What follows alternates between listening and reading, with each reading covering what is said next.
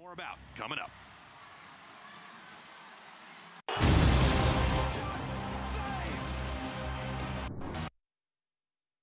Honest here. LA Galaxy 2 here on a special day that we'll tell you more about coming up.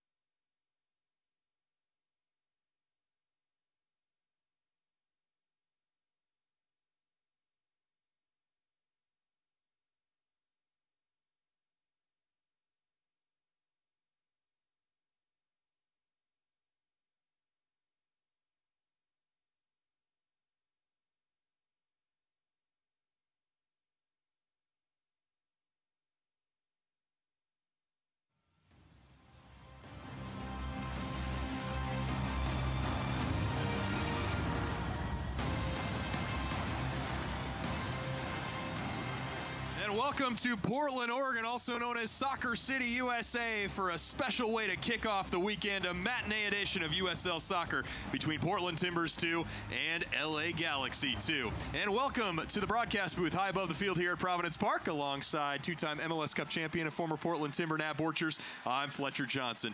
Nat, Portland Timbers 2 comes into the matchup today carrying a ton of momentum here under first-year head coach Cameron Knowles, and really look to expand upon that this afternoon. Yeah, Fletcher, and it's really all been about defensive solidarity. That back six has been just so tight with Tui Loma coming in, Vitas coming in, but Mulligan and Jadama, as well as Renzo Zambrano, Eric Williamson, have really tightened things up back there, and they have such belief in their defensive unit right now. Meanwhile, for LA Galaxy 2, also known as Los Dos, a rough start to the season, but picked up their first win, 6 goals in a victory over St. Louis last weekend. Yeah, they're really clicking right now, and I think that front four of Vara, Aguilar and Zubak as well as Lopez is going to be very difficult to defend if you're on the Timbers back line. Let's go ahead and take a look at our players to watch today. We'll start off with the home side, Portland Timbers 2, and it's Eric Williamson who scored his first professional goal in thrilling fashion last weekend. And what an important goal for Eric Williamson and T2. At the end of the game, it's against your rival. You're able to get the ball to the end of the field and get out the end of the finish. Great ball from Victor Arboleda.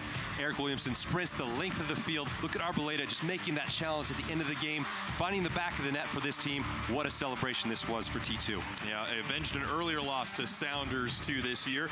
Meanwhile, the player to watch for Los Dos, Ethan Zubak, a hat trick in that win last weekend against St. Louis, and does some different things up top. And Zubak was clinical against St. Louis, and look for him to be running into the channels, look for him to be posting up, getting the ball, and look for him to be getting on the end of things in the box. Well, something we'll have to give today. As Nat mentioned, 5 of 7 clean sheets for T2 in the last 7 matches.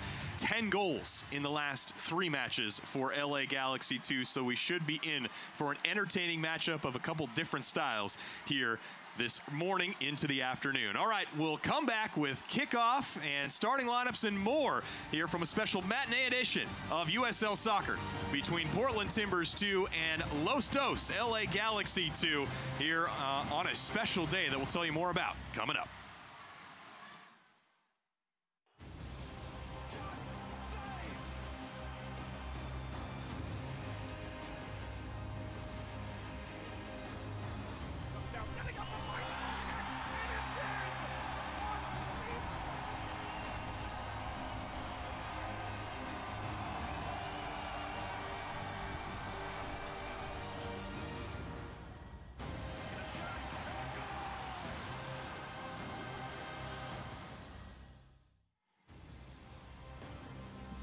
And welcome back to Providence Park here as we approach kickoff between Portland Timbers 2 and LA Galaxy 2 on what is a unique morning that we'll tell you about here momentarily. It's Fletcher Johnson and Nat Borchers back with you as the national anthem was sung by some youngsters, and a fair amount of them here this morning as we get set for kickoff. And before we do that, let's go ahead and take you through the lineups for both sides. It'll be Cameron Knowles in charge in his first season with T2. A 4-2-3-1, one change from last match against Sounders 2 as Vitas comes in at left back from the MLS Timbers to make his 3rd appearance this season. And I'm really interested offensively to see Vitas getting up and down that channel over there. He's going to have Victor Arboleda, who's a burner up there, but I think Vitas is going to have to get himself forward and create some chances, some crosses in the box for Foster Langsdorff. T2 5-3-2 on the season, 17 points to show for it. All right, now the head coach for Los Dos is Mike Munoz.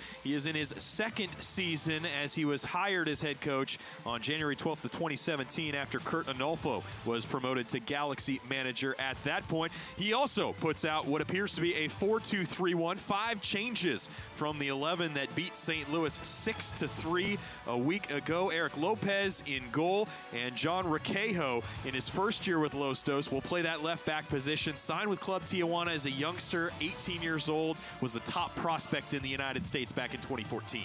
And just like his counterpart Vitas, Requejo likes to get forward. He likes to get into the midfield.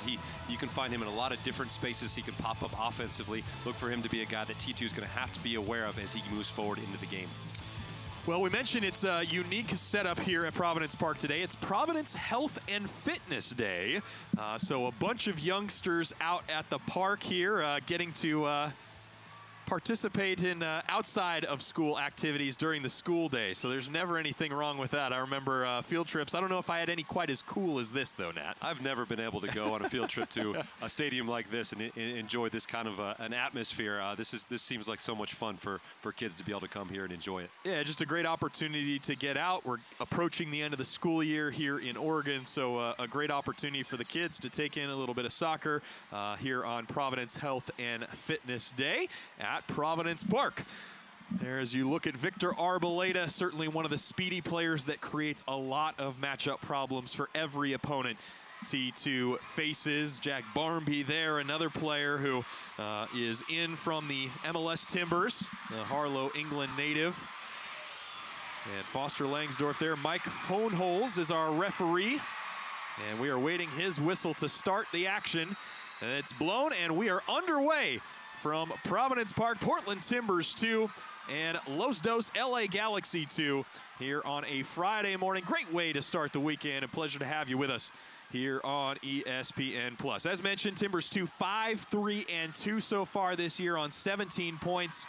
They are sitting pretty right now in the Western Conference. LA Galaxy 2, meanwhile, 1-5-3, just 6 points, and in 15th place in the Western Conference. Really have struggled the last couple of years to find any footing, but hoping that the momentum they picked up in the win over St. Louis a week ago carries over to today's match against T2. Loria takes the early shot. It's blocked away. Falls to Arboleda inside the box. Now Barmby will hit a curler, not much on it, and easy stuff for Eric Lopez. And T2 has just been so good defensively this year. 6 shutouts in 2018. I think having a defensive-minded head coach has very much helped. Cameron Knowles, a defender, a center back by trade, has really instilled some belief in this team, just about being compact, having some shape, being organized. And then they brought in experience, Fletcher. They've had Mulligan, who's coming over from the New York Cosmos. He played with Swope Park as well, but he's got a ton of experience. Tuiloma's got experience. Now you bring Vitas into a lineup that has had experience and has had success. I think this is really a recipe for good defending for a day like T2 has right now. Foul called as Barmby goes down. It'll be a restart for T2 as Vitas quickly takes and will drop to Jadama, wearing the captain's armband here this morning. And Williamson, the goal scorer from a few days ago. T2 controls the early bit of possession here, is just about to broach the 3rd minute as Arboleda dribbles inside. Heavy touch, and LA able to release pressure momentarily, but Arboleda nearly wins it back. Now to Zubac. Arboleda in there once again to bring it the other direction. His pass too far out in front of Barmby. And all the way back to Bill Tuiloma. Mulligan tries to wrap a ball around Hugo Arellano. Find Foster Langsdorf. And Foster today, Fletcher, he's just got so much energy up there. I think we talk about how good defensively T2 has been. I think it started with him. He has so much energy, so much confidence. He doesn't do a whole lot in the buildup of the play, but he does a lot off the ball defensively, really working for his team, getting in good positions, starting that defensive shape, which has been so important for T2. It's really one of the things that's discussed the most, isn't it, Nat, is when you take over a team, when you're in your first year, the goal is to lock things up at the back. That's the easiest part to focus on early on, and then the development of the attack is something that maybe takes a little bit longer to pick up. Yeah, certainly, but that's the start of the attack, isn't it? Being in good positions, being in good shape, that's what starts your attack off on the right foot. First real ball forward from the LA Galaxy, 2 up in the air. Header unable to control it is Arellano, and grabbed by Alex Mangels. And one thing we'll see from Los Dos is they like to throw a lot of numbers forward. They've got a younger team, so a bit of an experience there. Sometimes they get too many players forward, and it really hurts them. So transition is going to be key for T2 today. Yeah, what's not mentioned, or what I didn't mention before this game kicked off, the 10 goals in the last 3 matches for LA Galaxy 2. They've also given up their fair share. They've given up 8 in their last 3. So they've played in some high-scoring affairs. Arboleda tried to get around his defender in the box, unable to. Cleared away momentarily, but only as far as Mulligan. Now Mulligan attacking, cross into the box towards the back post. No one there, and it'll roll all the way out to touch. I think we're going to see a lot of Jack Barmby today, Fletcher, because he is able to get himself in good positions. He's able to slip that ball over to Arboleda. Arboleda is so fast. Then it gets to Mulligan, who has got a really crafty first touch, able to get the ball across the box. Nobody on the end of it. Good pressure now from T2 early in these earlier stages of the game. T2 pick it up again. Loria dribbling into the box. Central for Langsdorf. Langsdorf will take the shot off the back of a Galaxy 2 defender, and the flag comes up for offside.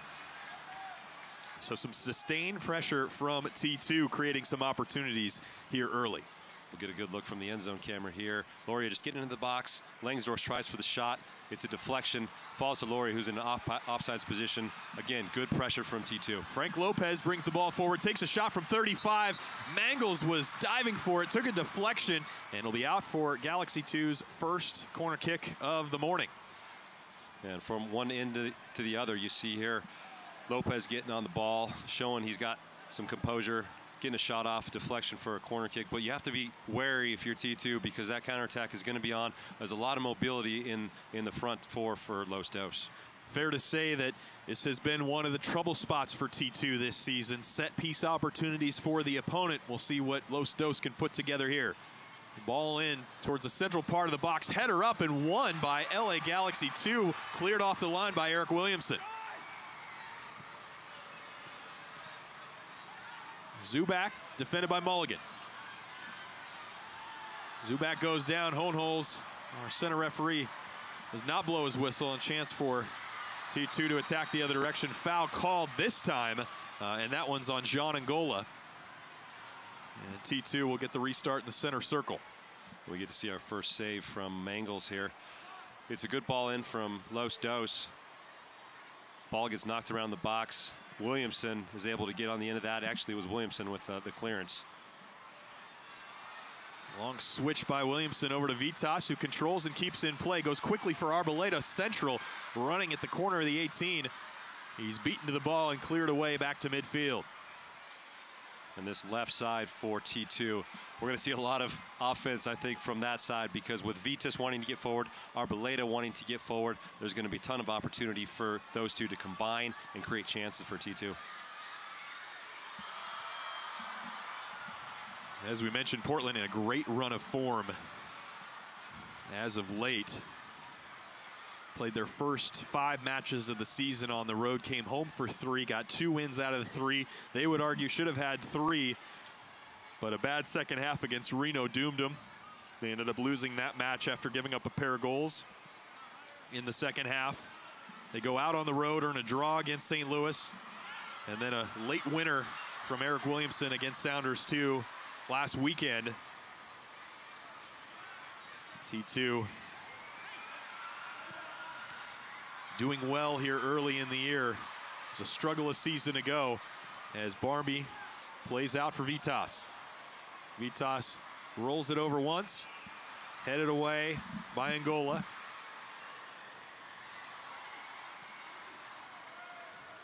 When you think about the mentality of this team, Fletcher, and their ability to bounce back from a difficult result against Reno, to get a draw, then to go on the road to S2 and get the 3 points, just shows how mentally strong this team is this year. Tuiloma, very physical with Zubak, keeps him off the ball. Now shielding it in the corner, waiting for help to come over, and then a foul's called on Zubak. So great work by Bill Tuiloma, no stranger, having appeared in a few matches for the MLS Timbers this year. And I've been really impressed with Tuiloma's play this year. He's got so much composure on the ball. I would get knocked off the ball here, Fletcher, but he's able to maintain that composure. He's got a great center of gravity. He's got a big body that strikers just can't get around. And again, so impressed by his composure on the back line on the ball. Yeah, a little bit of a tank, 5'10", 175, just 22 years old, from Christchurch, New Zealand. Has 20 appearances with the New Zealand men's national team.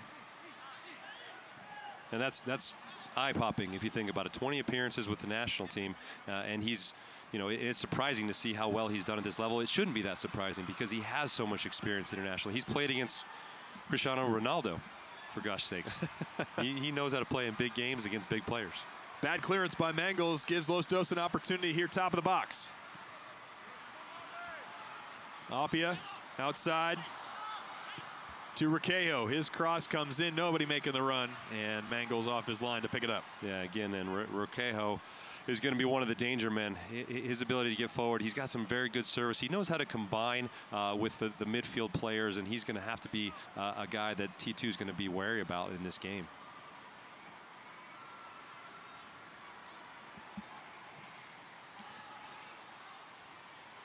I just love watching Foster Langsdorf. His work rate up top. He just puts those center backs in such troubles. He's making the back line clear the ball. That's just the way you get the ball back in possession. That kind of pressure is really good for your team to get the ball back in possession. Gain those opportunities, not something that'll show up on the stat sheet, but what will is as that pressure continues over the course of 60, 65 minutes, it leads to mistakes from the opponent when they know that pressure is going to consistently be coming from someone like Foster Langsdorf, who's got a championship pedigree, having won 3 national championships during his collegiate career at Stanford. And if you look at what T2's done defensively, Fletcher, they've pushed numbers forward. They've really wanted to be on the front foot in the opponent's half of the field. And that makes a big difference for scoring goals, right? Because when you win the ball and you're higher up the field, it's just a few passes to get the goal versus you're winning the ball in the middle or the other third of the field. It's a little bit harder to get up there. Vitas pass goes out to touch. Select is the official soccer ball of the USL. For the latest Select products and special offers, please visit www.selectsportamerica.com. Receive free shipping on orders over $50. Nice defensive work there by Renzo Zambrano. First time we called his name here this afternoon in his second year with T2. Has really been another great part of the defensive effort. 6 clean sheets in 10 matches for T2, 5 in the last 7. As Zambrano there is dispossessed, but Jadama heads away the ball forward in the direction of Zubak. One of the pieces that Cameron Knowles has to be happy about as well is there's been a lot of consistency as Loria tries to chase this ball down. He's beaten to it, and Lopez has to do work to make sure that ball doesn't come outside the box. Yeah, consistency in the lineup. Having Victor Arboleda for multiple games, having Jimmy Mulligan, having Jadama, having Williamson, Renzo Zambrano, Foster Langsdorf. I mean, a majority of the game of these games, these guys have been available, and they've played consistently throughout those games, and that really reflects the results T2 has had. Jimmy Mulligan, now the lone player to have started all 10 matches for T2 this season. Has an important tackle there from Eric Williamson. Takes the ball off of Emmanuel Apia. And you get a good look at Apia and the mobility of that midfield. He just came storming out of that midfield, driving at the back line of T2. They're going to have to be wary of him and have to be wary of Zonga as well. Those guys are just very mobile and very good with the ball, very athletic and scary if you're a back line. A little bit of a breakneck pace here as we approach the closure of the first quarter hour at Providence Park. Both teams pushing numbers forward, high press, been entertaining here in the first few minutes as Arboleda takes the shot, parried away by Lopez, only as far as Loria. Loria crosses it back in towards the back post and knocked away by Schultz. Williamson tries a nifty little touch around Zonga. It comes off well enough and keeps T2 in possession. Now Arboleda chasing it down at the corner flag, defended by Schultz. It'll go central for Barmby, who lays it back to Arboleda, dribbling into the corner of the box, chips it in, looking for Langsdorf, but Lopez off his line to pick it up. T2 getting a lot of joy over here on this left side. Look at Arboleda just coming in, cutting in on his right foot, getting the shot off. It's a good save there from Lopez, but I really like when Arboleda drives at players and really gets those shots off. He's going to have a ton of opportunity in this game as it keeps going forward. This is a breakneck speed for a game, Fletcher. Certainly fun to watch, fun to call. Kids are getting a show out here on Providence Health and Services Day at the park. The Los Dos restart went straight from Lopez to Mangles, and now T2 back in possession in the attacking third. Mulligan surveying his options. Now to Langsdorf. We'll go back to Mulligan. Loria tries a little back heel flick to Mulligan, but it rolls out to touch. Mulligan, as we mentioned, 1 of 2 to start all 10 matches.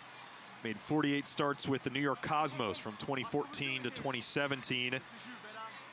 A player who's 26 years old from Medford, New York, and really making his presence felt, a good experience piece in USL for this T2 side this season. And experience is just so important at this level, especially as somebody who's been there before, somebody who has composure, somebody who understands the value of communicating on the field. Jimmy Mulligan is one of those guys, and to have him day in, day out for this roster is so important for Cameron Knowles, defensively especially. Arboleda dribbles central. finds Barmby. Outside to Langsdorff. Plays central for Zambrano. Will make the long switch over here to Mulligan. I really like the way T2 is probing here, moving the ball quickly. They're going to have to keep up the pace, have to make sure the urgency is there, especially when it gets to Tuiloma. That switching ball, he's so good at that. Arboleda gets on the end of it. His cross takes a deflection. It's headed away by Angola and out for the first corner kick of the morning for T2. A quarter hour in. It'll be Barmby to take. T2 bringing the big bodies forward. Jadama and Tuiloma both coming into the mix. Tuiloma has scored a goal in the MLS play as well against Orlando. Look for him to get on the end of this cross. Barmby's ball floated towards the penalty spot. Foul called by our head referee, Mike Holnholz.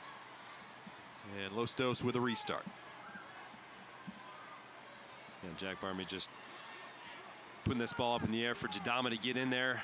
And he just gets Angola right there on the foul. But I'm really liking this pressure from T2 and watching him right now. Jack Barmby stepping forward, Langsdorff is stepping forward, making it very difficult for Los Dos to play out. And then the transition happens. They win the ball back. You're in possession now. And now it's all about moving that ball quickly and trying to create chances. Bright start from T2 here this morning.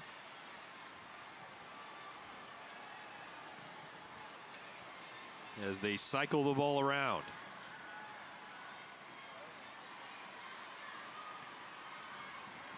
As we mentioned in previous broadcasts, T2 already with more points on the road this season than they had all of last year. They're on 11 points away from home. They had only 9 all of last year, so it speaks to that defensive presence that this group has as Lopez tries to get on the end of a ball forward and earn a corner kick, but he was the last to touch it. And it'll be a goal kick. And as Zubac's able to check into the midfield here, he's able to find his partner Lopez on the break. T2 backline is going to have to be careful with that because Zubac does like to check into the midfield, even though he does have pace to get in behind, and he can create from those opportunities. So between Tuiloma and Jadama, they're going to have to figure out, okay, who's going to step with him, who's going to go with Lopez. And Zubac's a guy who knows what it's like to win as well. He won a national title with the Galaxy U16 Academy in 2014 and is now in his 4th season with Los Dos. Tuiloma loses out and the ball at the feet of Zubac. He will play outside for Requejo.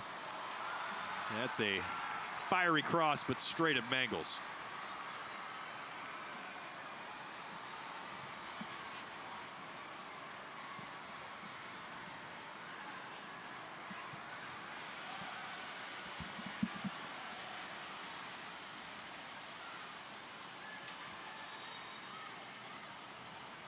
Los Dos earned the throw. So we're into the 19th minute here at Providence Park. About 60 degrees, cloudy skies, should burn off later this afternoon. But down on the turf field, certainly nice when it's cloudy. Keeps that turf a little bit cooler and creates a more, fair to say, entertaining game. You're not as worried about the heat and dealing with the consequences of that. No, you don't have to save yourself, certainly. And this is the kind of games that, as a player, I loved playing in because it was the perfect weather. I wasn't going to get sunburned too much, and you weren't having to save yourself for the 90th minute. You know, you weren't having to save yourself for halftime. You were fresh. You were sharp. The weather was perfect. The ball's skipping around. This is a fantastic opportunity for these guys to showcase themselves.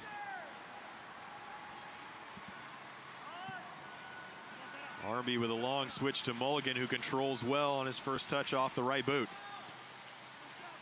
Loria central for Zambrano. He goes back to Loria, continues his dribble. Now to Arboleda into the box. Arboleda cuts it back on his right foot, can't get anything on it, and it's easy stuff for Eric Lopez, but that was a great opportunity for Arboleda and T2. Yeah, and this really starts from Jack Barmby. Renzo Zambrano playing through to Loria, who's coming in, plays out to Arboleda. T2 wins back possession quickly. Langsdorff can't control, and it rolls out for a goal kick.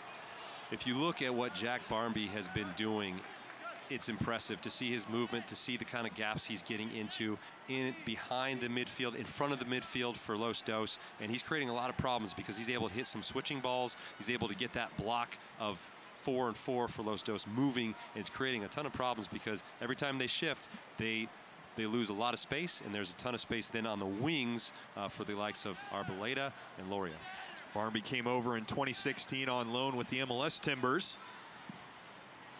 He's making his 5th appearance with T2 here in 2018 as the England youth international, whose dad played for Tottenham, Liverpool, Hull City in the England men's national team. His dad's name's Nick Barmby.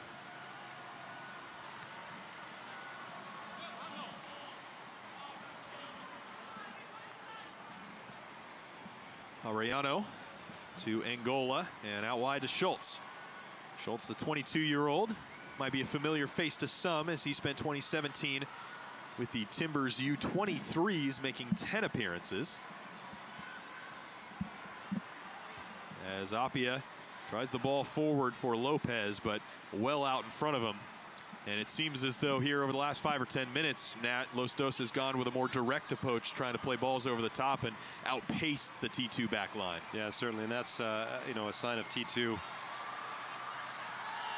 As Langsdorff goes down, looks at Hohenholz for the foul, none given. And Los Dos avoid what could have been disaster in the 22nd minute. We'll get to see Foster Langsdorff just making problems here for Arellano, and it looks here like he just gets his back leg, clips him there. For me, that's a penalty, Fletcher. No ifs, ands, or buts. Great work by Los Dos there to keep the ball in play and a chance to attack the other direction. It's Aguilar on it. Dribbling forward. Continues his dribble around Williamson. Now a loose touch, and T2 with a chance to break. 3v2 if they hurry. Loria bringing it forward. He's got Barmby on his right, Langsdorff on his left. Langsdorff will take the shot, puts it over the net in the 22nd.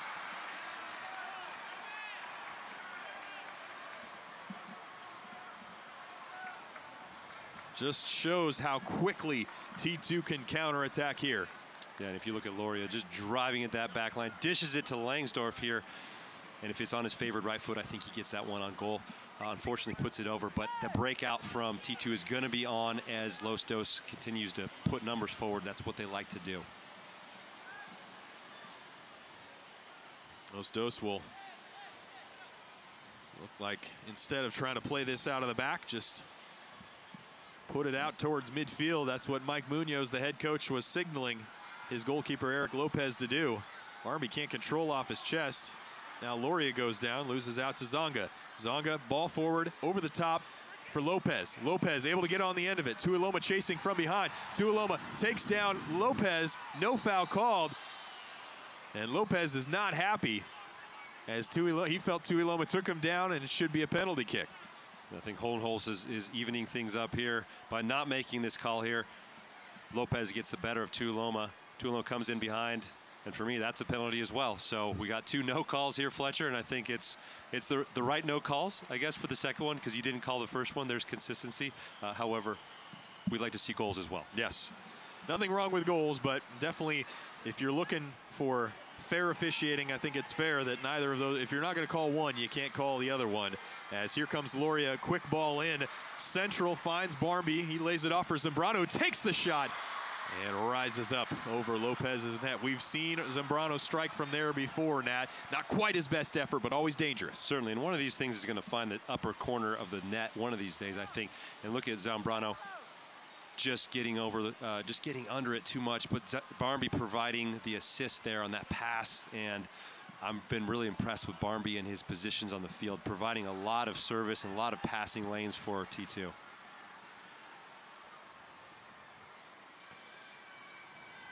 Portland, as you might imagine, if you've been watching since the beginning, with the better of the shot so far, 7-2 in favor of T2. As Arboleda able to get a touch to the ball, and it's Langsdorff who puts it in the back of the net. A mistake by Los Dos has put T2 in front. They capitalize as Langsdorff picks up his 3rd goal of the season, and T2 are in front 1-0 in the 25th minute.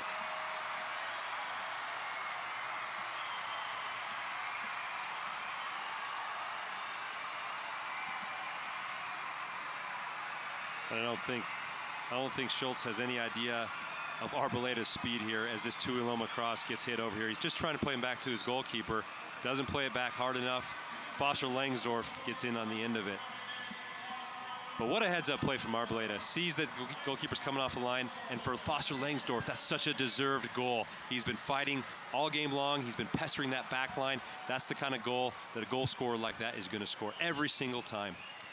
Now, I know you were a center back, Nat, but speak to me a little bit about the calm in that position from Foster Langsdorff. He's got a shrinking angle, and it's shrinking quick to try and put it in the back of the net. The calm and the patience to be able to find the back of the net in that situation. Yeah, that's where Foster Langsdorff makes his money.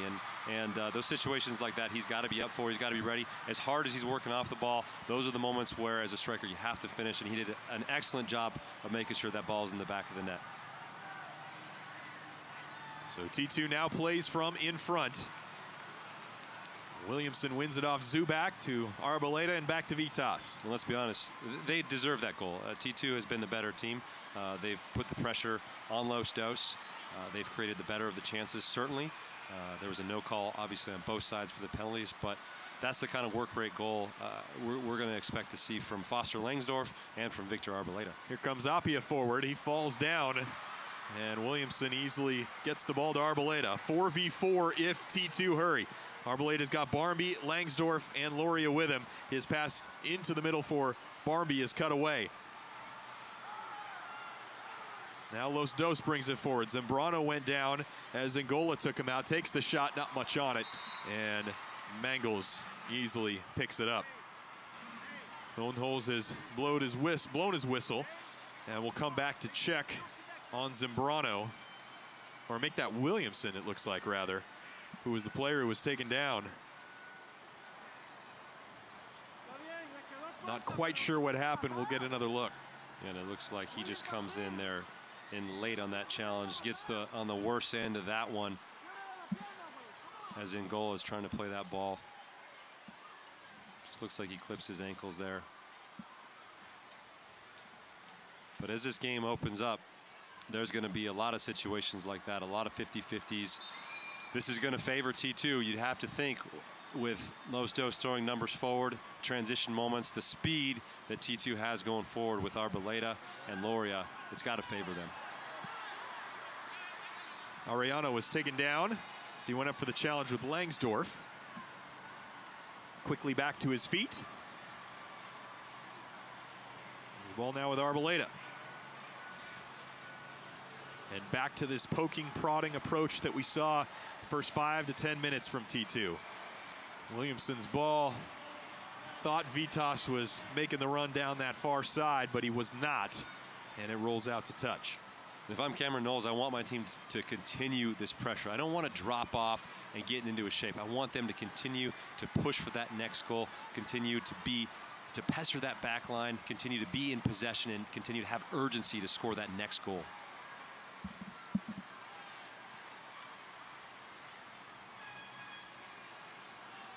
Lopez, hot pass in the direction of Zubak. Wasn't really going to be able to control that.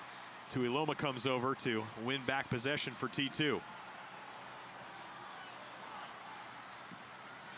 Zambrano over the head of Tuiloma. He'll play to Mulligan, back to Tuiloma. Nice 1-2 there to relieve some of the pressure. Tuiloma's long switch over the top of Schultz, finds Arboleta. Arboleta v. Schultz 1v1. Decides to play back to Vitas this time. Langsdorff comes over to that far side, provide an option. Zambrano, Barmby. Central for Zambrano. Barmby continues his run. Now through to Langsdorff. Langsdorff couldn't quite find the way he wanted to control that. Los Dos release pressure and then a foul on Zonga as Zambrano goes down and is holding his right boot. As we look at Cameron Knowles in his first season as head coach, was named head coach on January 8th of 2018 and spent his last 6 seasons as an assistant for the first team.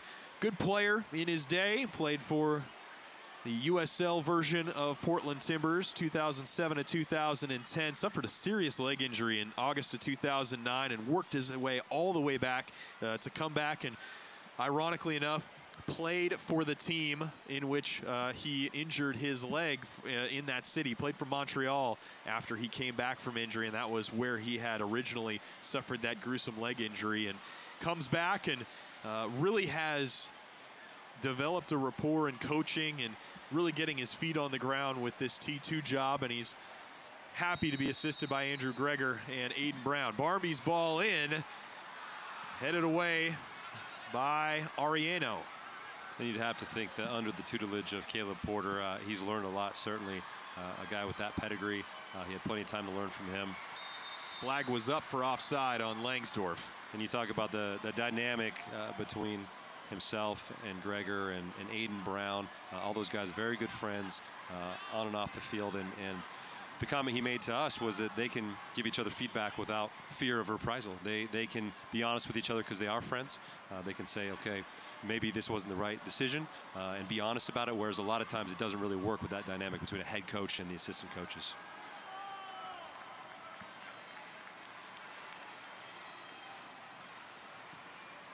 He certainly seems to have injected some life into this T2 side, taking nothing away from Andrew Greger, who was the head coach the last couple seasons. It's a different makeup for this group this year. They brought in some experienced players. The MLS Timbers have contributed more players into a position to play for this T2 side here in 2018. And we've seen it pay off on the field. As we mentioned, 17 points from their first 10 matches, and looking to pick up another 3 here as they lead Los Dos 1-0 in the 32nd minute. And Los Dos are having to come deeper and deeper back into the field to defend. Seeing Lopez having to get back to defend, Zubak having to get back and defend. It's because they're overloaded in the midfield. You've got 5 midfielders. As Loria plays it for Arboleda to the far side, can't keep it in though.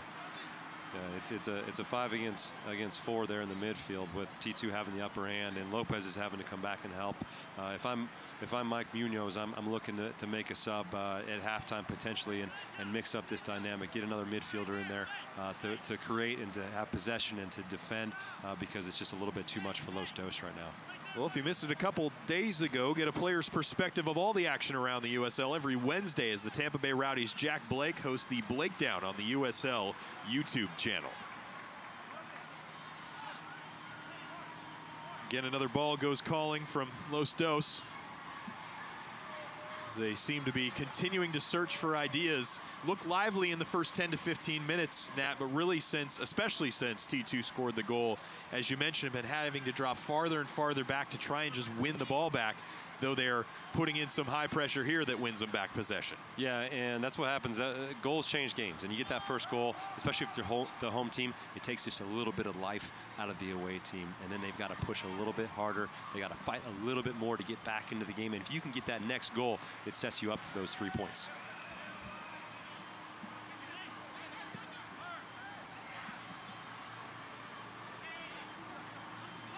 Requejo finds Apia, wearing the captain's armband today. The 24-year-old Ghanaian native, grew up in Westerville, Ohio.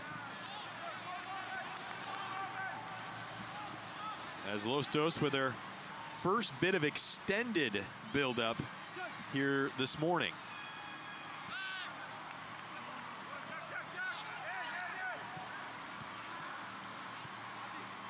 Apia at the corner of the 18, tries a little 1-2, does end up getting to it, plays central for Zonga. Zonga back for Ariano. Long switch, Vitas goes up to win the header, can't quite, and it's at the feet of Aguilar.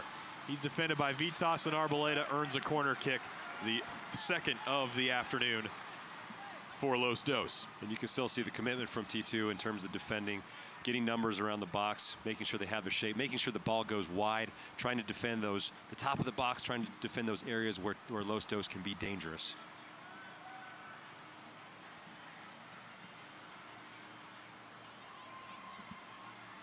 '35th minute, Los Dos looking for an equalizer here off the corner.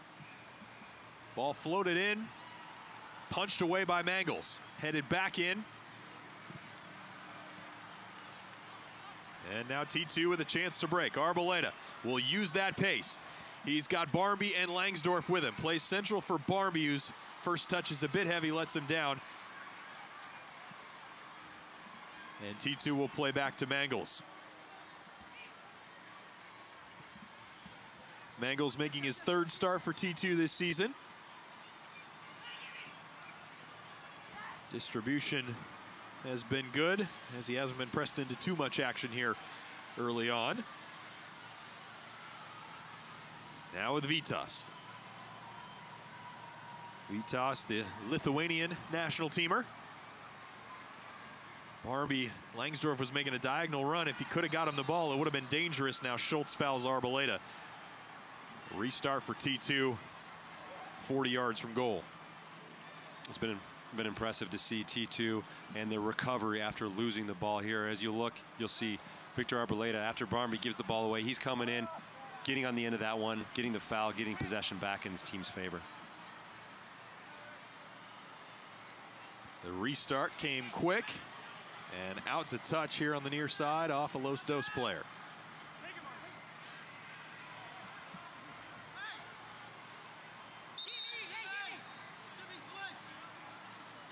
Loria to take. Plays the ball into the box, set it away by Zonga. Now to the feet of Frank Lopez.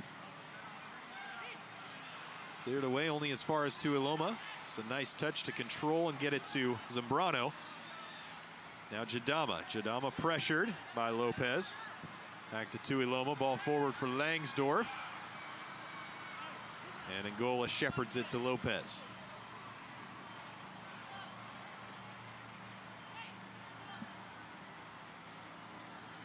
Final 8.5 minutes plus stoppage time here in the first half. Fletcher Johnson and Nat Borchers with you at Providence Park on Providence Health and Services Day. Part of the reason it's a matinee kickoff on a Friday is a bunch of school kids from all over the Portland metro area have an opportunity to come out and watch some soccer. Have been enjoying themselves thus far and certainly enjoyed the goal from Foster Langsdorff that was created by Victor Arboleda. Foul called on Zambrano. And Galaxy will have the free kick.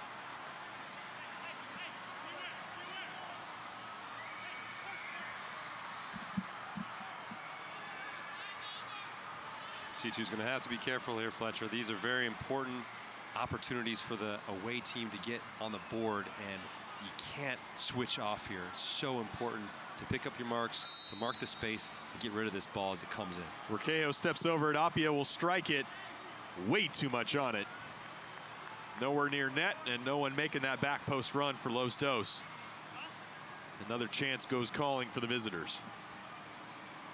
And we really haven't seen Los Dos create a whole lot this half. They had the PK call, they had the set piece on the corner kick, but really they haven't had much else. And you have to think that unless T2 gives them something, they're not going to create a whole lot with their shape right now and with the players they have on the pitch. So very important that T2 plays mistake-free and continues to be very good on the ball, be good in possession, connect those passes, and make Los Dos work defensively.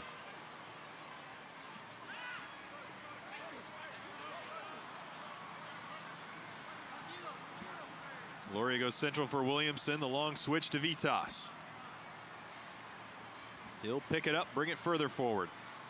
And we'll drop back for Barmby. Goes central for Williamson. Little 1-2 between those two.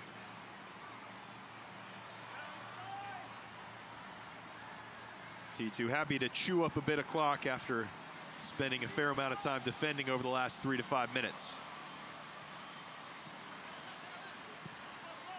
Tuiloma will play back to Mangles.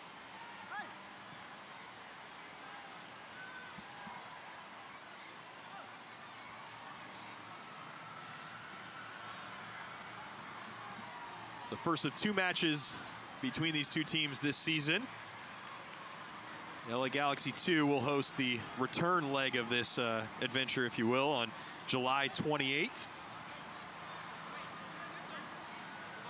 T2 looking for their first win against Los Dos in a couple seasons. And you'd have to think that we're going to see Efrain Alvarez feature in this second half here, Fletcher.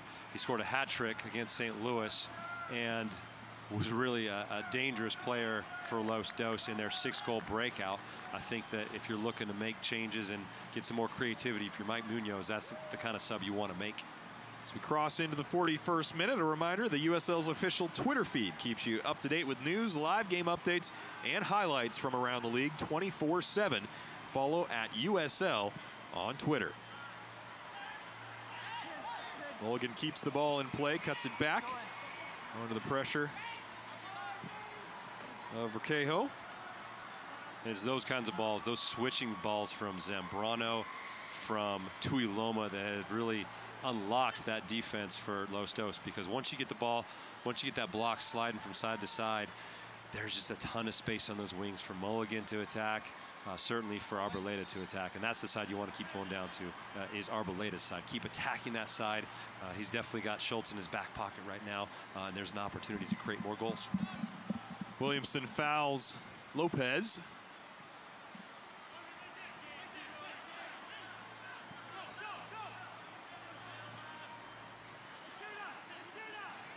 We're inside the last 5 minutes of the first half plus stoppage time. Now Los Dos have grown into this game in the last 5-7 minutes. What does T2 need to do here, especially over the course of these next few minutes, to make sure they don't give up any good opportunities and potentially a game-tying goal before the break? Yeah, it's natural to take your foot off the pedal, especially towards the end of a half, especially when you're up a goal. As Barmby plays forward for Arboleda, who beats out Schultz to it, dribbling into the box, takes the shot, and an important touch on it by Lopez. It was Langsdorff who was making the central run. Arboleda tried to pick him out, and Lopez got his left hand on it to stop Langsdorff from being able to finish off that opportunity. And it's another great ball from Jack Barmby, finding the space in behind Schultz, just finding and attacking that space, and Arboleda getting his shot off there. Got to think that's got to continue. Keep attacking that space, keep finding those spaces in behind Schultz. Zubac with a quick throw-in, finds Aguilar. Aguilar defended by Williamson and Vitas, and loses out. Deflection comes into T2's box, but no danger as Jadama was there. And here come T2 once again. Zambrano, long switch to Mulligan into a lot of open space in front of him. He's got Langsdorff, Zambrano, and Loria in front of him. He'll go central and finds Langsdorff. He takes the shot and puts it in the back of the net. Langsdorff has a brace in the first half, and T2 are 2 up.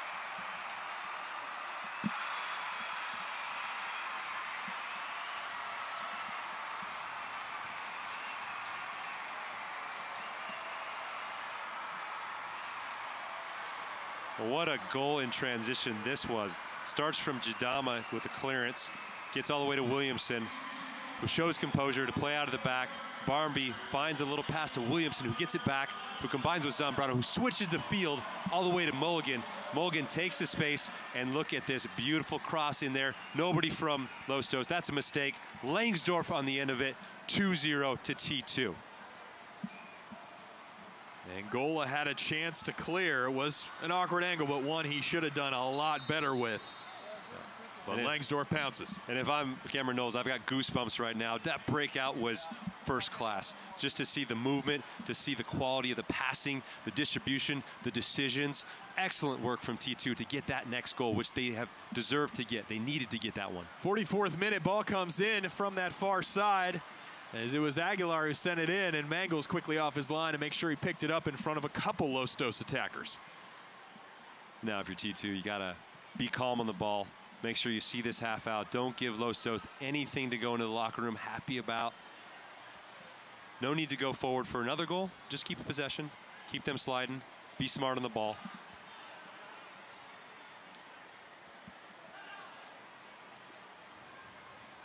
Adrian Vera having not called his name here much.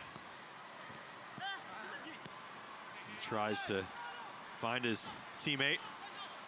Cannot do so now to Loria. 3v3 now if T2 want to bring it forward. Arboleda's offside, so Loria can't play him. He'll drop back for Vitas. and Laurie is quietly having a very good game. I've enjoyed watching him come inside from his winger position, combine with the midfielders, make really good runs. He's getting up on top next to Foster Langsdorff as well, taking up very dangerous attacking positions. And defensively, he's getting back, getting in good positions, making sure he's putting in a shift for his team. He's done an excellent work, and a lot of that doesn't go, it goes unnoticed on the stat sheet, certainly, but it's been good for T2. And we are into stoppage time here at the end of the first half. 2 minutes will be played. Schultz wins the header in front of Arboleda. Barbie controls as T2 will look to see out this half. Zubak fouls Williamson.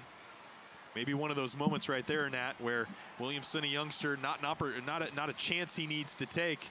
If the official doesn't blow the whistle there, he's on his knees, and LA Galaxy 2 are bringing it the other direction. Yeah, he gets bailed out there, and certainly those are the kinds of decisions that you learn from LA Galaxy 2 to maybe take the easy pass or take the easy route sometimes and not try and impress their coaches. Mulligan dribbles towards the end line, cuts it back, and we'll play it back for Zambrano. Yeah, that's a fine line a lot of these players have to take, because of course they do want to impress their coach. Of course they do want to get some more reps with the Timbers, but honestly, it's all about results, and you have to be unselfish in this game if you want to get results. And the better the results get, the more praise you're going to get individually, which is one of those things about soccer. You have to do what's right for the team if you want to get those results. And the better the results, again, the more the light is going to shine on you and your performances.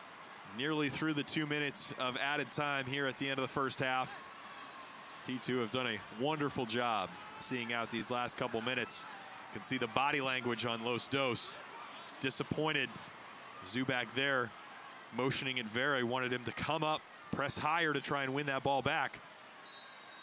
As the halftime whistle comes from Mike Hohenholz. One certain mistake, you can argue another, created 2 opportunities for T2 for goals in the first half. They pounced on both. It was Foster Langsdorff with the finish on each. Arboleda created the first opportunity through high press, and T2 a marvelous first 45 minutes here on Providence Health and Services Day. We'll take a 2-0 lead to the break. We'll come back in a bit with our thoughts on the first half and some first half highlights as Portland Timbers 2 on top at the break of Los Dos, 2-0.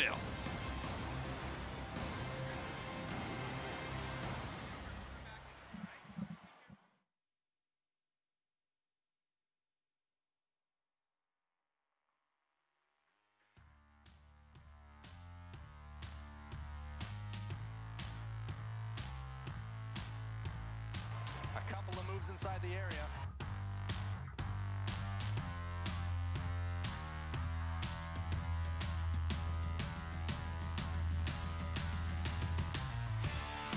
Girls it in. Oh, what a strike from the captain! The Ram is in! Jesus Enriquez!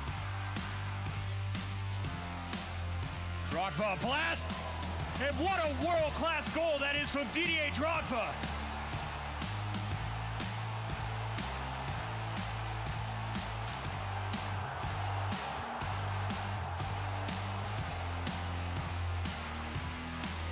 Stutter step.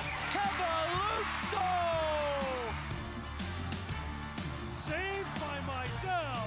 Into the penalty area for 3. Freighter! And a fantastic save produced by Matt Van Oekel. Incredible save.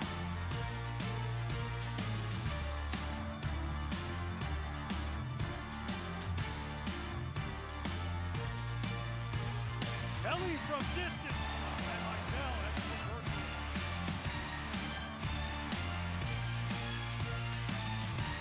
Good ball to the back post. Gordon Wiles there, and what a strike from the German. Zubak has a break on goal. He's looking to put the Galaxy on top 1-0, and he does. Ethan Zubak.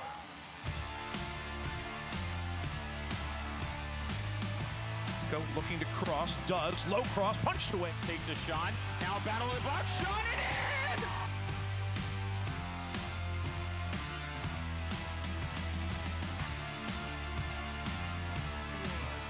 Kelly!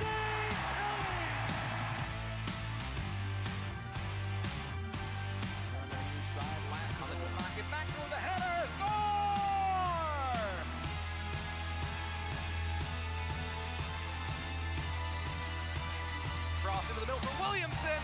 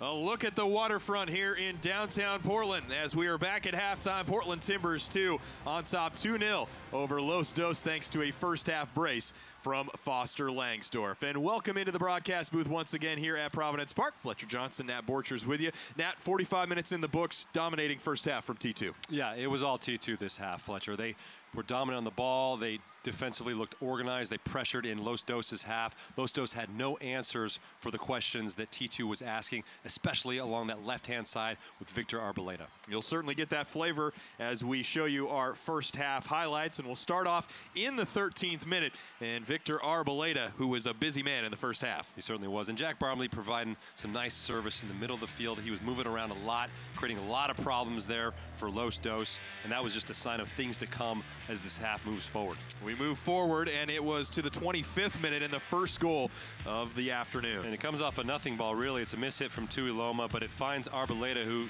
makes use of the bad back pass here from Schultz, unfortunately, and Foster Langsdorf, who deserved this goal from all his hard work, and it's a harder finish than it looks.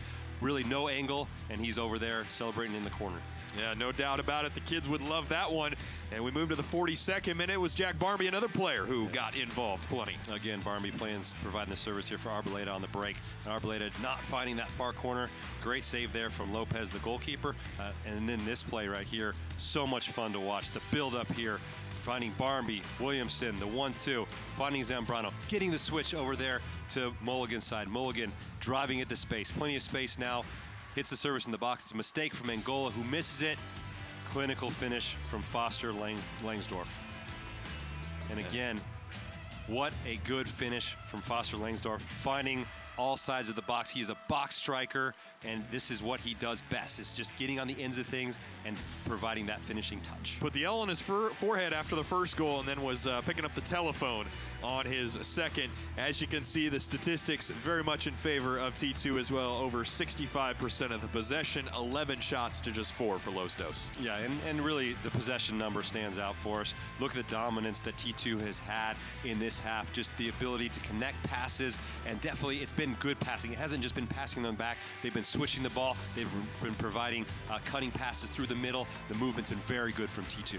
One of the challenges certainly has to be a 2-goal lead. Now you have to find a way to maintain that against a Los Dos side that, if we're going to be fair, has come out in the first half. The first 10 to 15 minutes really made the pace breakneck and kept T2 on their toes, but really weren't able to maintain that pressure throughout the course of the first half, and that's why we're at the scoreline we are as Mike Hohenholz blows his whistle. Jack Barmby gets us back underway with the second half of action. As the clouds start to clear, the sun starts to come out here on Providence Health and Services Day in downtown Portland at Providence Park. Pleasure to have you with us as the early foul is called on Los Dos.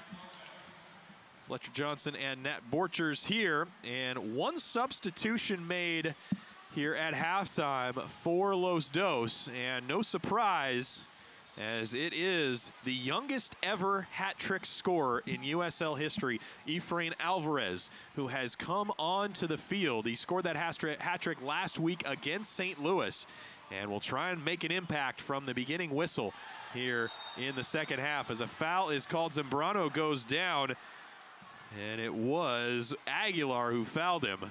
See if we see a card here from Hohenholz. But Zambrano is down and appears to be in some pain, holding his right leg. As you can see here, comes in very, very late, Aguilar. And Zambrano seems to be in a lot of pain there. Very, very late challenge. I would expect to see a yellow card here. And it has been issued to Aguilar. Hohenholz took his time to make his decision. Probably conferred with his fellow officials. He's assisted today by Christian Clerc, Hunter France, and CJ Cole is our fourth official. And so Aguilar goes in the book right to start the second half. As we look here, he comes in very, very late. Gets all of the left side of Renzo Zambrano. There could be an argument made, Fletcher, for a red card there with the way he came in, the intent. Both stubs weren't up, but one stud was. And you can tell that Mike Munoz has had words with his team about the energy they need to come with, setting the tone with a challenge like that coming from Aguilar. So Aguilar goes in the book, first player to go in the book here this afternoon. Zambrano back up to his feet and walking it off. Good to see the 23-year-old Venezuelan get back to his feet. Barmby's ball into the box off the free kick. Not well struck. But T2 quickly picks up possession. LA Galaxy 2 brought 3 men forward, and Mulligan had to quickly play that back to Mangles. Schultz wins the header. Only as far as Batista, who has also come in. Lamar Batista came in at the break for Vitas. So a couple substitutions on both sides, or one substitution I should say on both sides to start the second half. Batista, the 20-year-old from Oklahoma City, making his 8th appearance here in 2018 for T2.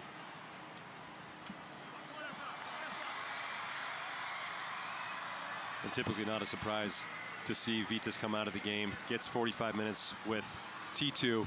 Oh, and it's a goal. What a strike from Los Dos. And is it that man? I believe it is. Efrain Alvarez has come into the game and picked up a goal in a 3rd consecutive match and pulled one back for Los Dos in the 49th minute. Well, what a goal this is. Comes off of a throw-in.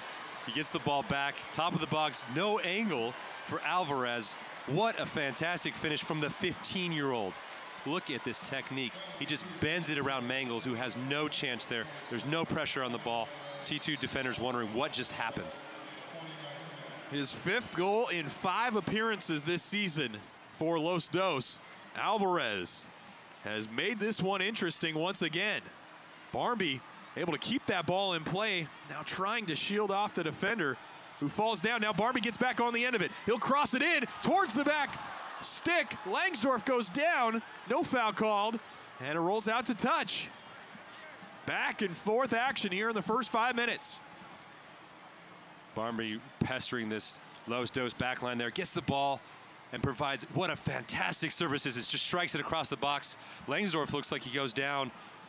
Not sure how much contact there was there from Schultz. However, we know the referee has been hesitant to blow his whistle with any calls in the box so far.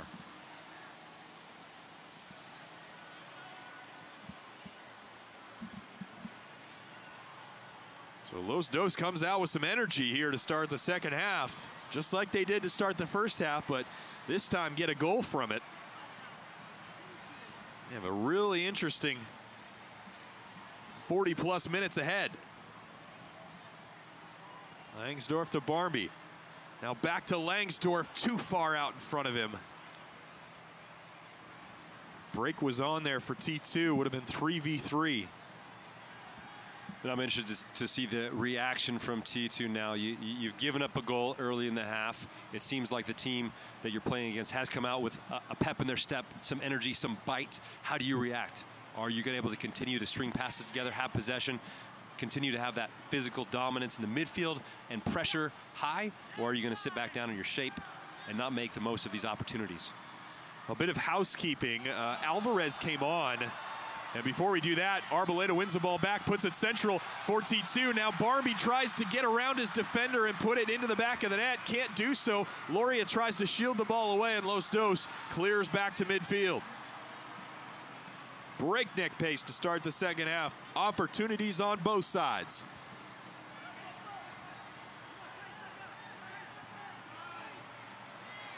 And Schultz in a foot race with Arboleda. Important he won that. Both Langsdorf and Arboleda were running to get on the end of that one. Arboleda with a little skill check going through the legs of Schultz here. Schultz is going to have nightmares about that one for weeks to come. Unfortunately, T2 not able to get on the end of that one. But Arboleda very dangerous, very creative on this left side.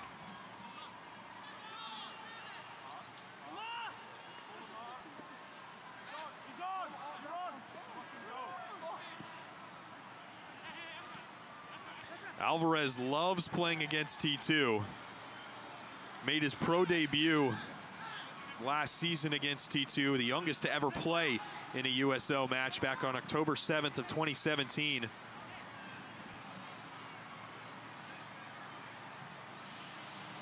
Originally from Los Angeles, California. 5'8", 150, but boy, has he injected some life into this match for Los Dos. I mean, he's 15 years old. I can't imagine playing at this level at 15 years old. I hadn't even gone to prom yet, Fletcher. I don't know many who had. But it has been impressive to watch him play this year in USL and really come into his own. As T2 maintained possession, ball to feet of Barmby, lines up a shot. It's blocked by Zonga, and now here comes Los Dos the other direction. Zubak off his chest, shoulder area, defended by Jadama. Zambrano comes back to help. Los Dos released that pressure. And now the ball over the top for Requejo. Can't get on the end of it. And it'll be a goal kick. Watch to get exclusive video content and photography from across the USL. Make sure to follow the league's official Instagram account at USL Soccer. Really impressive watching this young kid Alvarez and his ability. He's got this low center of gravity. He's got this big lower body, and he moves really, really well. But his range of passing is impressive. Just seeing that last play, he's able to get the ball, and on the turn, second touch, get the ball, clip the ball over the top to Zubak, who's running in behind. That's very dangerous for defenders in the back line to be aware of both his movement off the ball and his movement with the ball. Alvarez on it right there, and Jadama mishits the header clearance. Able to knock it out to touch, though, keep it from being a corner kick for Los Dos. Jadama also pretty demonstrative, asking his teammates to pick up the energy. Batista clears out to Langsdorff. Plays it over the top, trying to find Barmby. Angola strong to win it, knock Barmby down and keep possession, although only back to midfield, and T2 back with it. Sprayed ball from Mulligan well out in front of Barmby and didn't make the run because he knew he wasn't going to be able to get on the end of it. And Jadama, every right to be frustrated. With Alvarez coming into the game, it's created a unique situation on this near touch line with numbers being overloaded. Alvarez really coming over to this side, Aguilar, and then Schultz overloading this side. It's becoming a 3-on-2 over here. Arboleda needs to get back and provide a little bit of help, or the central midfielders, Zambrano and Williamson, need to overload and come back and help out and rotate so that it isn't such an overload on this side. Certainly new life injected into this Los Dos side in the last 15-20 minutes of the first half. They had a little bit better of the possession, but really weren't doing much with it. As Langsdorff goes down to the box, and a penalty kick called on Angola. Langsdorff once again involved in the action and has created an opportunity for T2 to pick up a third goal.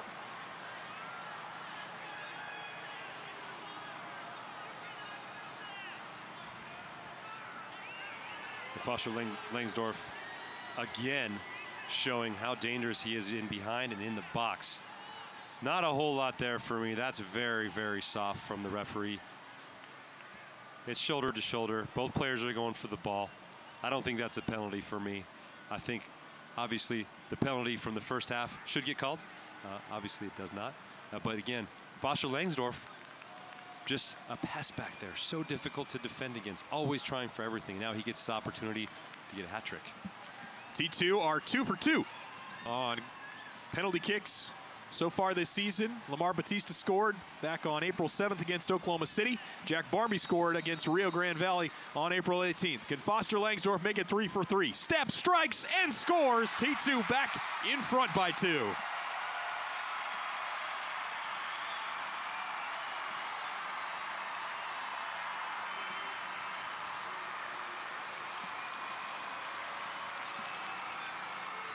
And it's a good approach here from Foster Langsdorff. No hesitation from him. Sends the keeper the other way. Keeps the ball low. Goes the opposite direction. Lopez guesses the wrong way. Good finish. Striker's finish. 3-0 T2.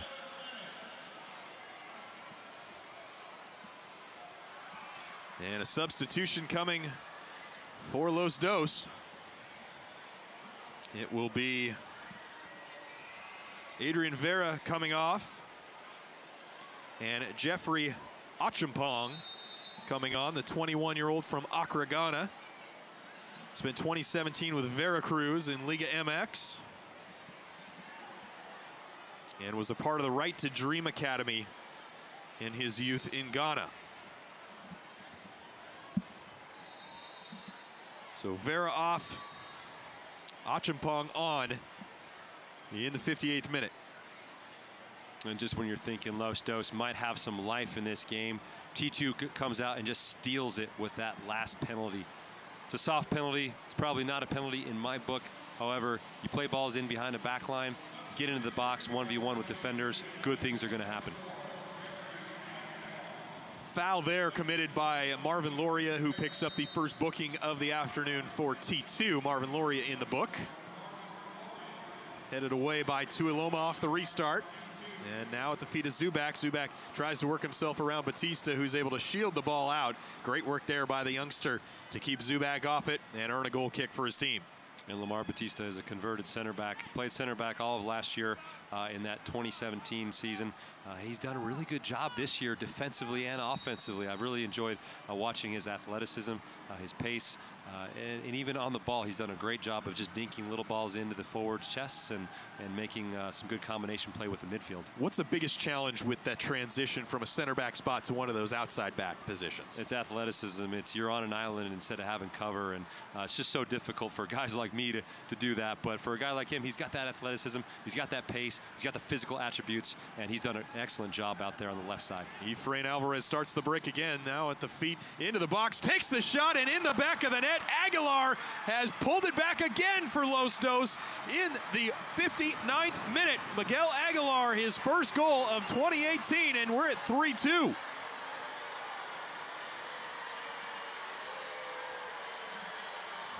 As you watch this, Alvarez is going to start with the ball. I apologize there. He's going to start with the ball here. Picks his head up. It's Aguilar. Gets on the end of that one. Cuts in, not unlike the Alvarez goal previously.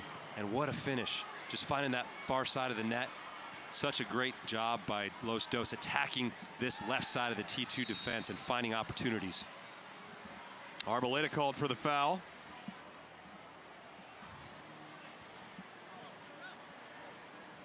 And things in the first quarter hour of the second half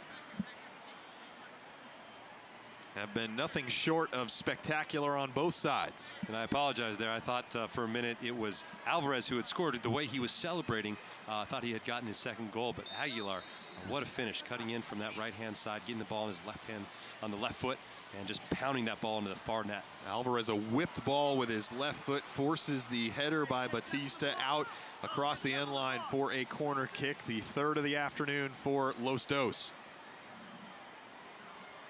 Alvarez will come over to take it. The 15-year-old who plays for the Mexican U17 national team strikes it and headed away by Williamson. Schultz drops it back to Requejo. Now back to Alvarez, who's onside. Alvarez defended by Loria. Off the head of Williamson, or shoulder of Williamson. Now the fourth corner kick for Los Dos.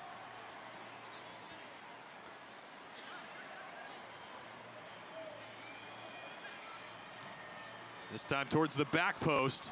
Mangles comes off his line. Does he get a touch to it? No. And it's out for a goal kick.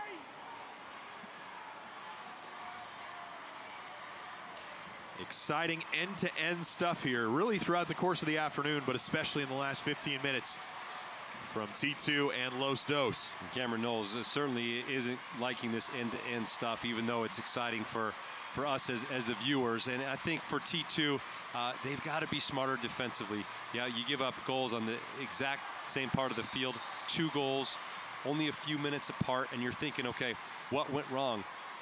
Have to go and step on the foot of that left foot for both players. They allowed a player to come inside like that. You don't want them to go inside like that and be able to score. You want them to go outside. So it's the body positioning. Lamar Batista has to get on the left foot of both Aguilar and Alvarez and make sure that they do not get a shot like that off and make it easy to score.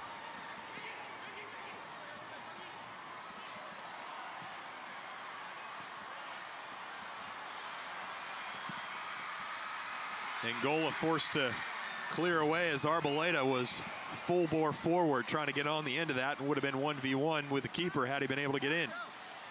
And I think that when you look at this left-hand side here, one of the best opportunities for T2 to attack and score is also one of their biggest weaknesses. Arboleda likes to get forward, but he leaves a lot of space in behind him every time he gets forward. And it leaves Lamar Batista on an island. And you have to get some more help for Lamar Batista, have to give him some more support because Los Dos is finding those spaces in and behind Arboleda.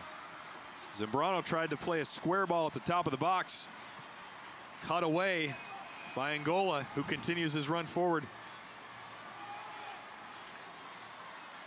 Scratch that. That was Jeffrey Achampong who deflected that. Now the lofted cross towards the back post at the top of the box, cleared away by Batista and picked up there by Los Dos. Sun now popping out from behind the clouds. Ball comes in. Zubak trying to race on to the end of it. But Mangles, the Lafayette California native, quickly off his line to come pick it up. And I'm watching the movement from Zubak right now as Los Dos is getting numbers forward, as Roquejo and Schultz are getting forward and getting crosses into the box. His movement has been very, very good. It's like he's come to life right now, and the center backs for T2 have to be aware of him. Mulligan caught out here. Here come Los Dos into the box. Alvarez with it at his feet. His pass blocked. T2 need to clear. Finally do as Zambrano gets it out in the direction of Arboleda. And Zambrano was fouled at the top of the box. And this Alvarez guy is one sneaky customer. Very, very difficult once he gets on the ball. Very shifty. T2 backline, not quite sure what he's going to do. If it's me, I definitely stand on his left foot. I make sure if he's going to go anywhere, he's going to go on his right foot. He's going to hurt you. He's got to hurt you on his right foot because his left foot is just so dangerous. And you can see from the goal he scored, it's special. On the Los Dos lineup here today is Alvarez, but he is a MLS Galaxy player. Was signed after spending last season with Los Dos. You certainly have to imagine that the front office and staff really like what they've seen from Alvarez last season, especially into this season, and really especially over the course of the last 3 matches. And T2 hasn't started this half well. They haven't had a good spells of possession.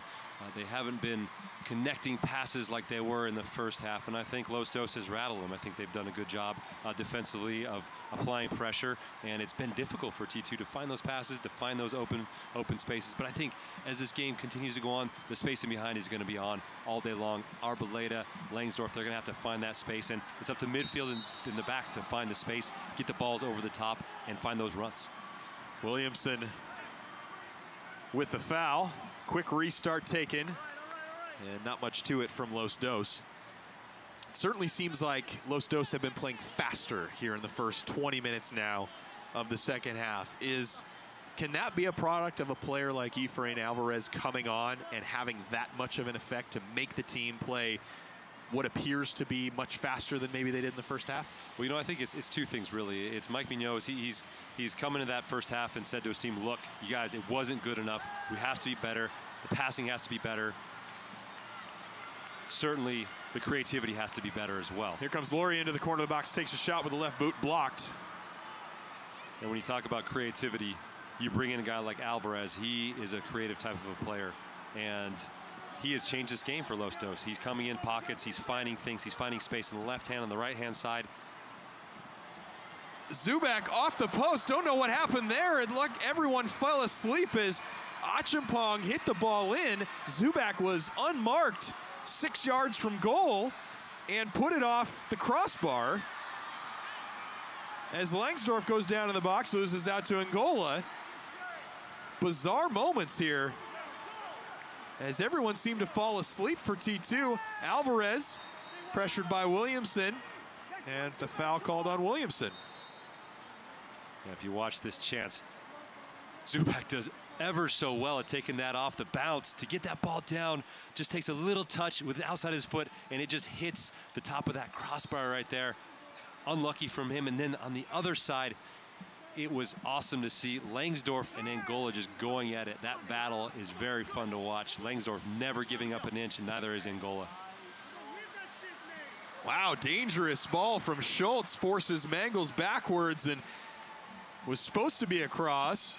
Didn't hit it well, and actually ended up being on frame, and Mangels had to parry it over with his right hand. And he's just a bit out of position, Mangels. He's cheating for the cross, and he's having to backpedal a little bit. Does the right thing, though, gets the ball out to touch. Achampong strikes it. Now Alvarez with a shot, and what a strike by Alvarez, who now has 6 goals in the last 3 matches, and he's leveled the score in the 68th.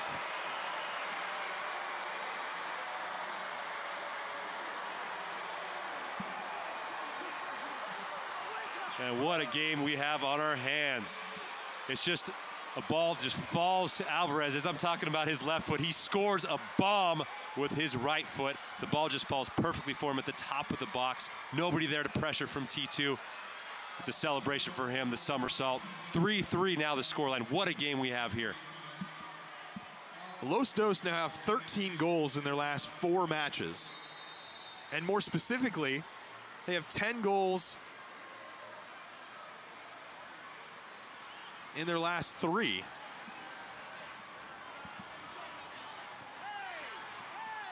As Williamson chops down Apia, and T2 are left trying to find something, as Los Dos has completely taken over this match, and now it gives us an opportunity. I mean, this momentum swing that we've seen, you could say we saw it a couple weeks ago when Reno was in town. They were able to come back and win that match in the second half. Similar in a sense to really see the way that Los Dos have taken over this match in the second half.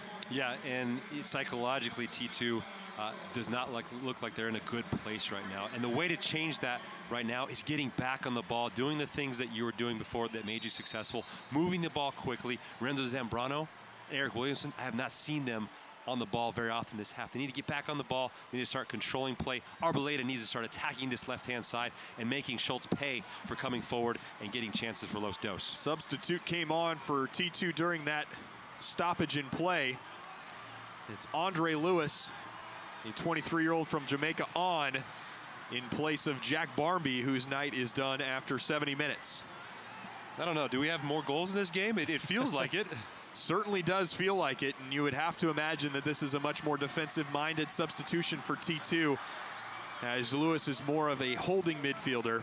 Barmby plays more of that attacking midfielder role, and looks like Lewis is playing more centrally in between Zambrano and Williamson. And Barmby had lost a bit of energy. I think his legs had given out a little bit on him, and I think getting some fresh legs on is very, very important. And now for Andre Lewis, can he calm things down in the middle for T2? Can he make things simple and get the ball back on the ground and get these guys moving the ball with a little bit more urgency than they had before?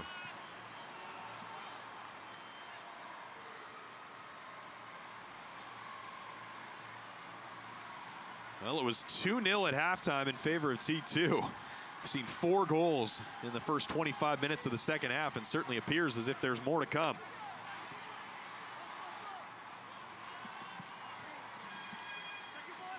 The kids here on Providence Health and Services Day getting treated to one heck of a show as Tuiloma steps on the ball, and dangerous moments in the back for T2 as that deflection off of Alvarez goes straight back to Mangels.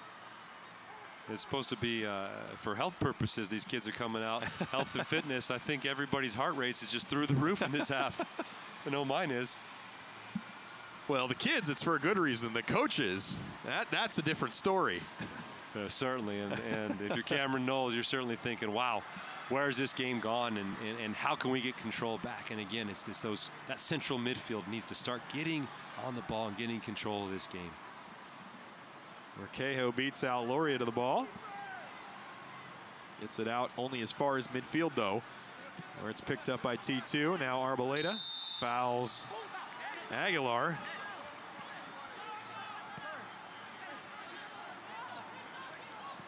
Arboleda not happy with Mike Hohenholz.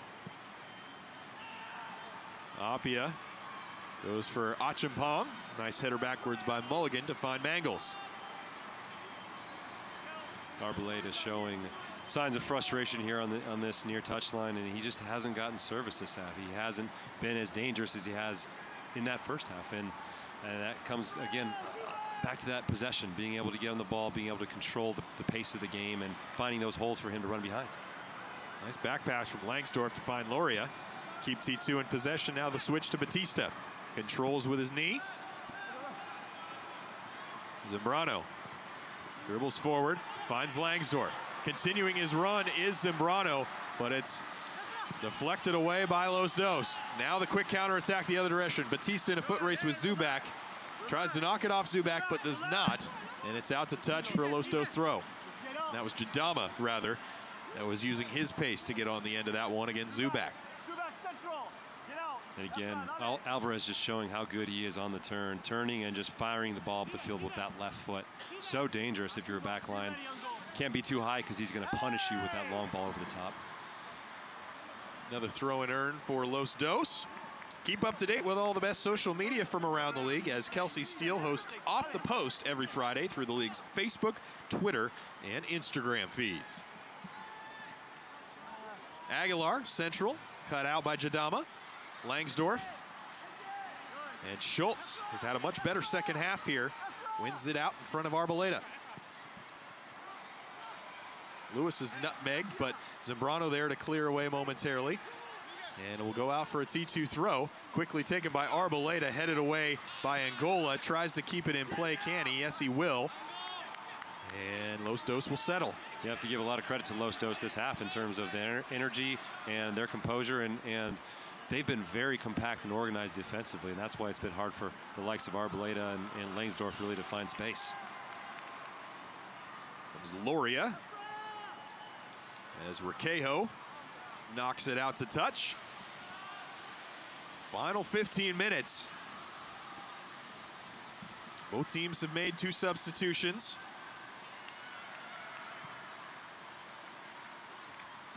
And another player we haven't seen much of this half has been Loria. We haven't seen him on the ball very often, haven't seen him coming into the midfield and combining with Zambrano or combining with Langsdorf. He's been very, very quiet, and it's a concern for T2. They need to find him, continue to find the other players they can on the ball, and offensively get more possession going and create some more chances. Achampong, first time ball in for Zubak. Jadama's there. Now Lewis to Zambrano. To Arboleda. Picks it up in front of Schultz. Dribbles at Schultz. Spins him around once, into the box. Floated towards the back post, headed away, and an important header at that by Requejo as Langsdorf was lurking at the back post. And we see here what a simple switching ball does for your spacing. Arboleda gets on 1v1 again against Schultz. Turns him inside, turns him outside. And what a cross this is. Just have to hope somebody from T2 can get on the end of that, but good defending from Los Dos in the end. Williamson will come over to take. 72 players in and around the box. It's a floated towards the back post ball that Jadama wins the header on, but can't put on frame. And I love this driven ball from Williamson. Just gets the ball right into the box. Jadama gets up for it.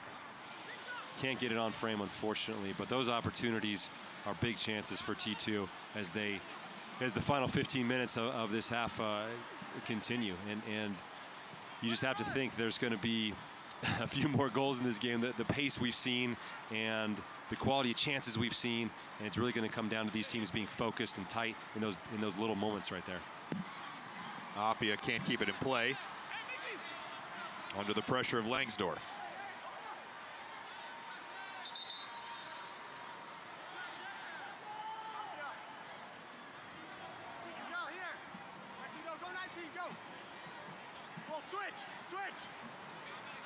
Kind of a unique perspective to hear some of the talk happening down on the field there.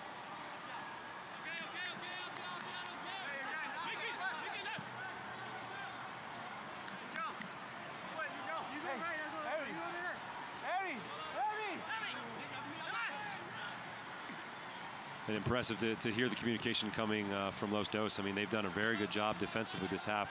Very organized, a lot of communication out there. Mike Mignot's head coach has breathed some life into this team with his halftime speech. I don't know what he said, but these guys are playing at a much higher level than they were in the first half.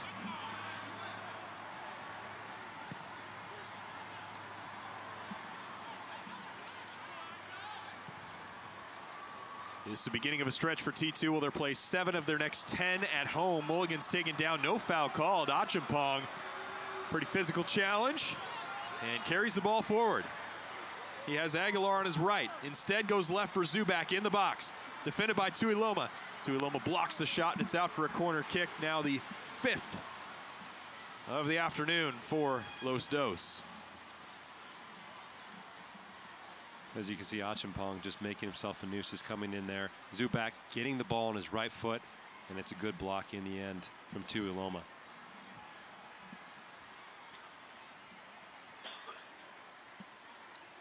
Cross comes in, driven ball, and headed on indirectly across Alex Mangles' goal, not on frame.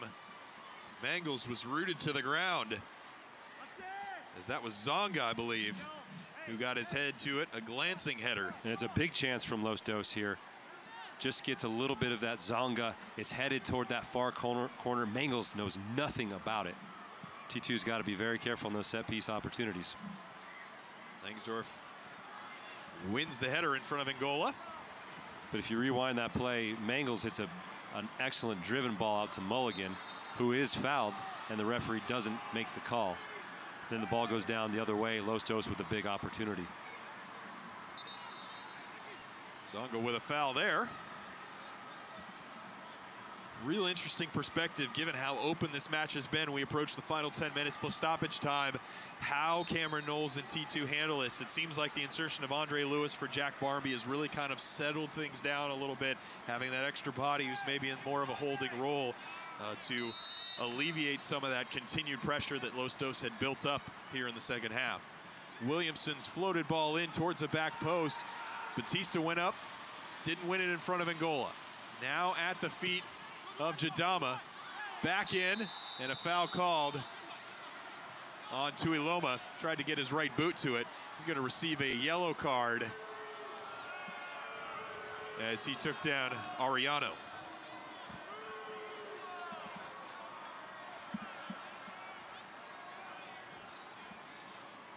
So Tuiloma goes in the book in the 80th minute.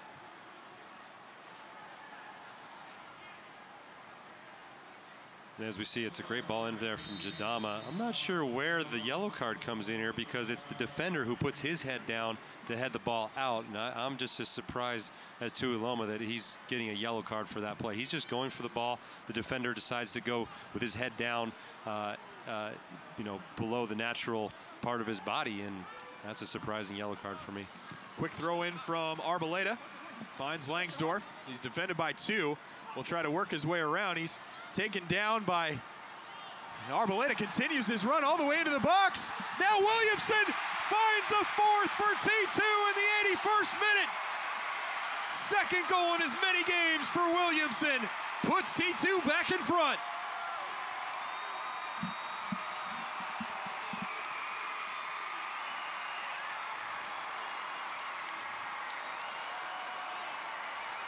And what an important goal this is for T2. And of course, it's Foster Langsdorf starting things off, driving at the back line. He gets fouled. Now Arboleda takes over, and what a run this is. He comes in, he cuts inside, doesn't win the 50-50, and then who's there? It's Eric Williamson, the hero from the S2 game. Scored in the 92nd minute. Now he's scoring late in the game to make it 4-3 to T2. What a finish. Lots of composure. T2 up 1 goal. We'll see if they can hold out now. And an important touch from Laurier, who was standing right next to Lopez and kept Lopez from being able to secure that ball, knocking it back to Williamson, who calmly slotted it into the net. Loria, Williamson, Langsdorf, Arboleda, they've all been very, very good today. And I'm not surprised that with a big, important goal like this one, they're all involved in a play like that. T2 readying their 3rd and final substitution of the afternoon.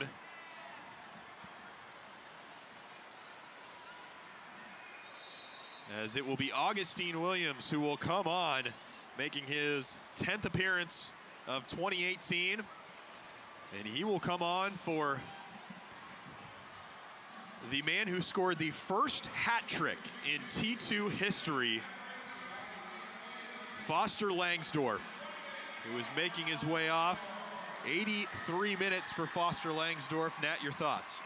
What a game from Foster Langsdorff. This just showcases his desire, his ability to finish, his fight. Everything was on for him today. He made himself a nuisance on that Los Dos backline, and he got the deserved 3 goals, hat trick for him. Great day for him. Williams, his replacement, the 20-year-old from San Diego, California, has 2 goals and 2 assists so far here in 2018, does Augie, as he's known by his coaches and teammates. And Los Dos has been quiet in the last 10 minutes or so. We haven't heard much from Alvarez. We haven't heard much from Zubak. And I think that's a credit to T2. They've been able to get a little bit more control in this game. And certainly defensively, T2 look like they're up for it right now, pressing into the Los Dos half of the field, making sure they've got that energy down and right. And the possession now is very important. They got to find those central midfielders, Zambrano, got to find Lewis, got to find Williamson, and then just control the game, see this game out. Loria works to get around Zonga, and Zonga wins out. 21-year-old Cameroonian had his moments here throughout the course of the afternoon as Zonga.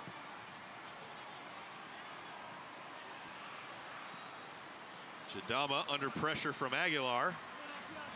Plays it out to touch.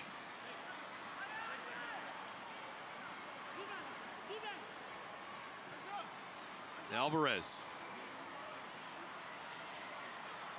Can't quite connect with Aguilar. And Lewis with the long switch. He's got Loria, who does pretty good work to control that ball. It was awkward.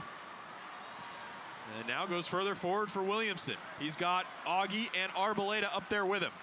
He'll settle things, allow the cavalry to come forward. Nifty little touch to get around Aranyo, but not the whole time, and it's out to touch. Which teams are hitting peak performance in the USL? Find out every Monday afternoon when the USLsoccer.com power rankings are released to see where your team sits after its most recent results. It's T2. Tries to now maintain this 1-goal lead against a feisty Los Dos side who already has 3 goals so far in the second half. Yeah, feisty is exactly the word for it. They've come into this half with more energy, a lot of pep in their step. Augie will step and strike. Diving to his left was Lopez. It was just wide of the net, though, from about 25 yards out.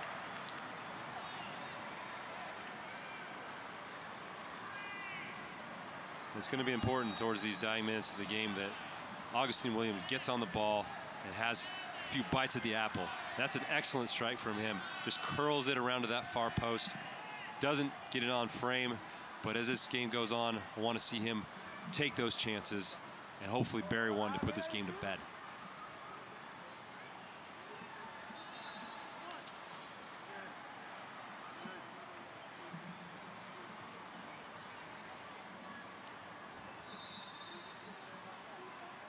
As we'll see the 3rd and final substitution for the visitors, Los Dos. Nate Schultz comes off. Julian Boucher comes on, the 25-year-old German. Boucher will certainly bring on and come on in a situation where Los Dos try and push more numbers forward.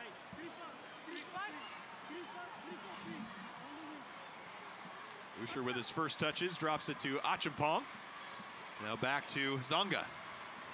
Achampong beats out Batista, tries to get around Mulligan, cannot do so, but he does earn a corner kick. That'll be the 7th of the afternoon for Los Dos. 87th minute.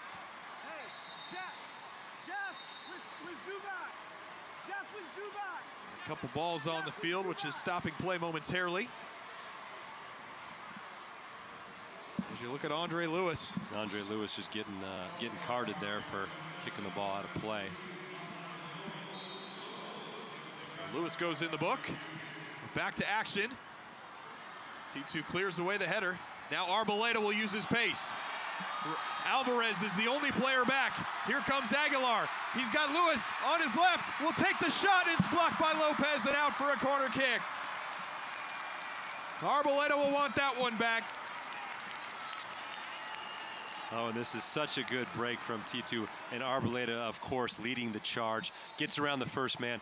Takes it down all the way to the end of the field. Could he pass here? Maybe, but I like that he takes the shot there. I don't think the defender is moving over towards his side. He's got to take that shot. Good save from the goalkeeper, Lopez.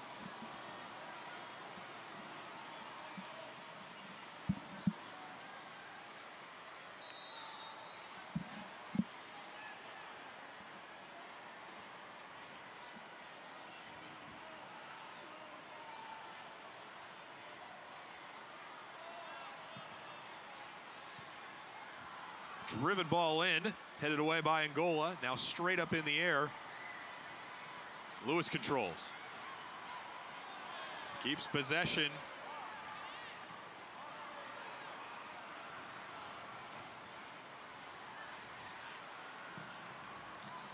And now out to touch.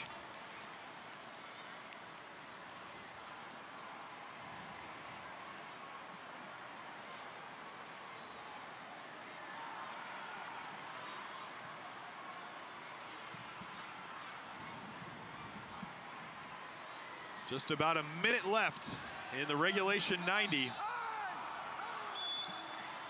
Plus stoppage time, we're hearing in the neighborhood of 4 minutes that will play here at the end of the second half. And as Los Dos start throwing numbers forward, it's so important that this team rallies around that defensive solidarity they've had over the past few matches. Yes, they've given up 3 goals today to Los Dos, but they have to see this game out, and there's going to be some big moments they're going to have to come up and make sure that they're strong. Ball into the box for Zubak. Still on it. Looks like, I don't know if that was meant to be a cross or a shot. I think it was meant to be a shot. And mishit by Zubak. And I think Zubak caught in 2 minds there. He's not sure what he wants to do. Definitely sells the shot to 2 T2 defenders, but I think he gets in between 2 minds, wants to cross it, not sure if he wants to shoot it. But again, those big moments, those are the moments where T2's got to be better. They've got to see games out. Now, you see games out with possession. Again, it's those central midfielders getting on the ball. Put the ball into the other end of the field, get your numbers up, and press Los Dos in their half of the field so they don't get these opportunities to score. We've reached the regulation 90, and we will play 4 minutes of second half stoppage time. Loria taken down near the top of the box. A yellow card surely to be issued here to Emmanuel Apia. And a chance for T2 to extend the lead once again.